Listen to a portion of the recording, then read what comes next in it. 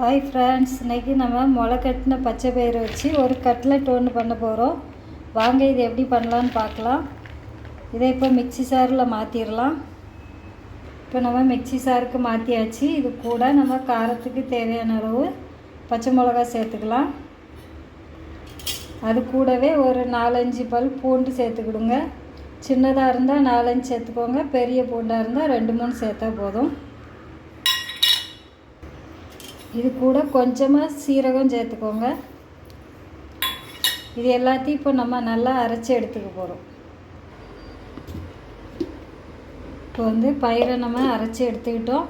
தண்ணி சேர்க்காம அரைச்சி எடுங்க. அப்படி தேவைப்பட்டால் கொஞ்சமாக தண்ணி தெளித்து அரைச்சிக்கோங்க.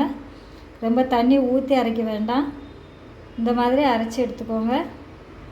பாருங்கள், இது கூட என்னென்ன பொருள்லாம் சேர்க்கலான்னு பார்க்கலாம். ஒரு வெங்காயத்தை எடுத்து பொடிசாக கட் பண்ணி வச்சுருக்கேன், அதை இது கூட சேர்த்துடலாம். ஒரு சின்ன கேரட் எடுத்து துருவி வச்சுருக்கோம், அதையும் இது கூட சேர்த்துடலாம். இப்போ இதுக்கு ஒரு 4-5 ஸ்பூன் கடலை மாவு சேர்த்துக்கோங்க.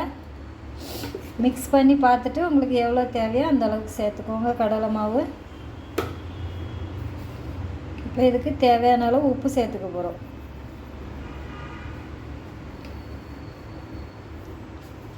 இது எல்லாத்தையும் ஒரு டைம் நல்லா மிக்ஸ் பண்ணிக்கலாம். இந்த மாதிரி உங்களுக்கு தேவைப்படுற அளவுக்கு கடலை மாவு சேர்த்து இந்த மாதிரி மிக்ஸ் பண்ணி எடுத்துக்கோங்க. இப்போ இதை கட்லெட் ஷேப்பில் பிடிச்சி எடுக்க போகிறோம். பாருங்கள், இந்த மாதிரி ஷேப்பில் பிடிச்சி எடுத்துக்கோங்க. இப்போ ஒரு கடாயை அடுப்பில் வச்சுருக்கோம். அதில் கொஞ்சமாக ஆயில் விட்டுக்கலாம்.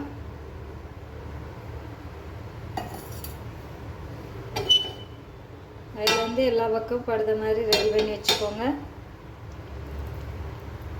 இப்போ நம்ம பிடிச்சி வச்சுருக்கதை இதில் வச்சிடலாம். பாருங்க, மீடியம்லேயே வச்சு இந்த மாதிரி பொரித்து எடுத்துக்கோங்க. இப்போ நம்ம திருப்பி எடுத்துடலாம்.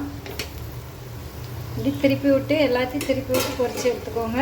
மீடியமாகவே இருக்கட்டும், அப்போ தான் உள்ளேயும் நல்லா வெந்து வரும்.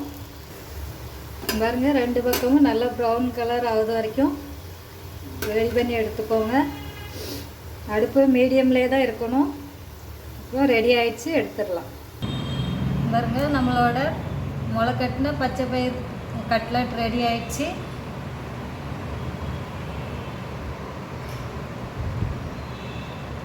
பாருங்க எப்படி இருக்குன்னு. இதே மாதிரி நீங்களும் செய்து சாப்பிட்டு பாருங்கள். இந்த வீடியோ பிடிச்சிருந்தா லைக் பண்ணுங்கள், ஷேர் பண்ணுங்கள், கமெண்ட் பண்ணுங்கள், சப்ஸ்கிரைப் பண்ணுங்கள். மறக்காமல் பக்கத்தில் உள்ள பெல் பட்டனையும் கிளிக் பண்ணுங்கள். தேங்க்யூ.